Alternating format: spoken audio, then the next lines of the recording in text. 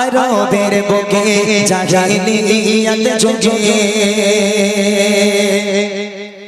আরবের বুকে জাহিলিয়াত যুগে সংসারী নারী সম্মান বলে কিছু ছিল না।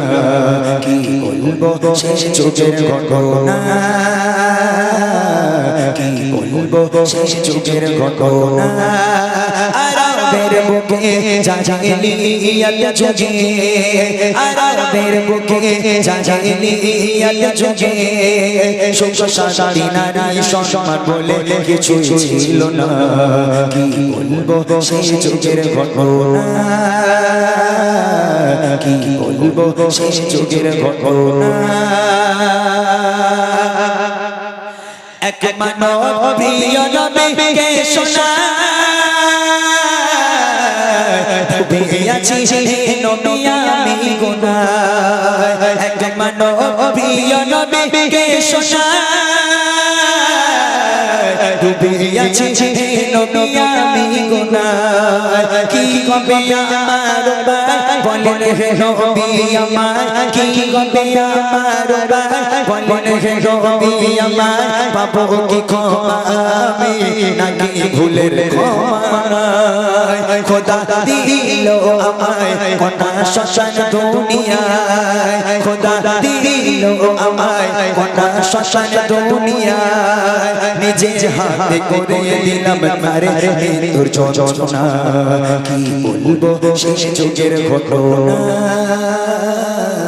কি বলবো শেষ যুগের ঘটনা।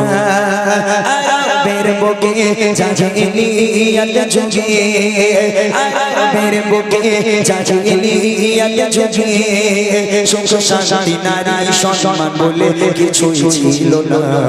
কি বলবো শেষ যুগের ঘটনা, কি বলবো শেষ যুগের ঘটনা। ইয়া রাসূলুল্লাহ ইয়া হাবিবাল্লাহ, আমি কাজের উদ্দেশ্যে রওনা হয়ে গেলাম বাইরে। তখনকার মানুষেরা বাণিজ্যে যেত, বিদেশে কাজে যেত। সে যুগের মানুষেরা বিদেশে বাণিজ্যে যেত, কাজে যেত। সেই সাহাবা রাসূলের সঙ্গে বলছি, ইয়া রাসূলুল্লাহ ইয়া হাবিবাল্লাহ, আমি বাণিজ্যে যাব, আমি কাজে যাব। এমন অবস্থা দেখি আমার স্ত্রী প্রেগনেন্ট, আমার স্ত্রী গর্ভবতী।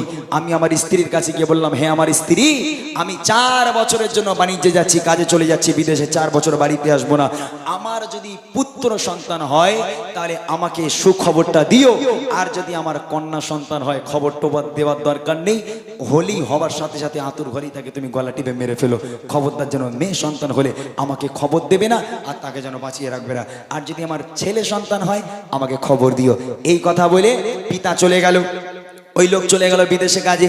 এদিকে কিছুদিনের মধ্যেই ওই মা একটা সন্তান জন্ম দিল, যে সন্তান হলো কন্যা সন্তান, যে সন্তান হলো মেয়ে সন্তান। ফুলের মতো, একেবারে চাঁদের কণার মতো মুখের চেহারা, ফুলের মতো দেখতে মেয়েটাকে। তখন মা মেয়ের দিকে তাকায় আর হাউ হাউ করে কাঁদে, আল্লাহ আমি আমার এই মেয়েকে আমি কি করে গলা টিপে হত্যা করবো আল্লাহ। আমার স্বামী বলে গেছে আমার মেয়ে সন্তান হলে তাকে মেরে ফেলার জন্য। তখন মা, নিজের মা কখনো মারতে পারে না, এটা সম্ভব নয়।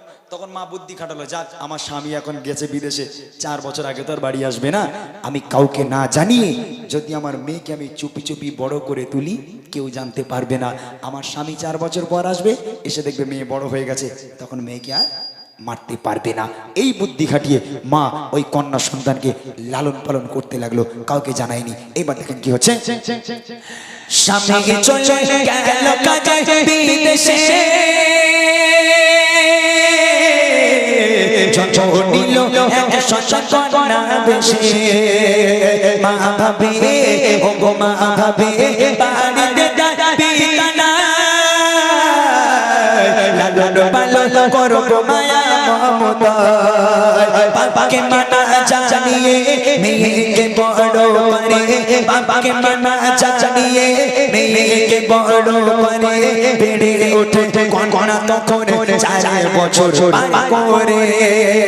খেলছে কচি শিশু হেসে খেলে আঙিনায়, খেলছে কচি শিশু হেসে খেলে আঙিনায়। মা ভয়ে মরে স্বামী এলে বাঁচিয়ে রাখবে না। কি বলবো সেই যুগের ঘটনা, কি বলবো সেই যুগের ঘটনা। ওই কন্যা সন্তান 4 বছর বয়স হয়ে গেল মেয়েটার, একেবারে চাঁদির কন্যার মতো দেখতে, ফুলে ফুলটুসির মতো দেখতে একেবারে। ওই সন্তান, কন্যা সন্তান উঠানে হাসছে, খেলা করছে, দৌড়দৌড়ি করছে। এমন তো অবস্থায় 4 বছর পর ওই বাপ বাড়িতে এলো। বাপ বাড়িতে এসে যেই বাড়ির গেটে পা রেখেছে, রাখার সাথে সাথে দেখছে একটা ফুলের মতো মেয়ে, বেশ বড় সড়ো, 4 বছর বয়স, একটা মেয়ে খেলা করছে। তখন বাপ মনে মনে ভাবছে, এ কি অবস্থা, আমার বাড়িতে মেয়ে কেন, আমার বাড়িতে কন্যা কেন, এ কার মেয়ে, এর বাড়ি কোথায়? বাপ হতভম্ব হয়ে গেল। এই কথা চিন্তা করতে করতে হঠাৎ করে মেয়ে কোথায় ছিল দৌড়ে এসে বাপকে জড়িয়ে ধরেছে। জড়িয়ে ধরে বলে, আব্বা আপনি ভালো আছেন? কতদিন আপনাকে দেখিনি আব্বা, মায়ের মুখে আপনার কত কথা শুনেছি আব্বা। আব্বা আমি আপনার কন্যা, আমি আপনার মেয়ে আব্বা, আমার কথা কি একটু মনে হলো না? এই কথা বাপ বলে যেই ডেকেছে মেয়েটা, তখন বাপ রেগে মেয়েটাকে সরিয়ে দিয়ে বাপ চলে গেল ঘরের মধ্যে। কারোর সঙ্গে কথা বললো না, মেয়ের সঙ্গে কথা বললো না, স্ত্রীর সঙ্গে কথা বললো না, রাগে রাগান্বিত হয়ে ঘরের মধ্যে চলে গেল। এই দেখেন কি হচ্ছে।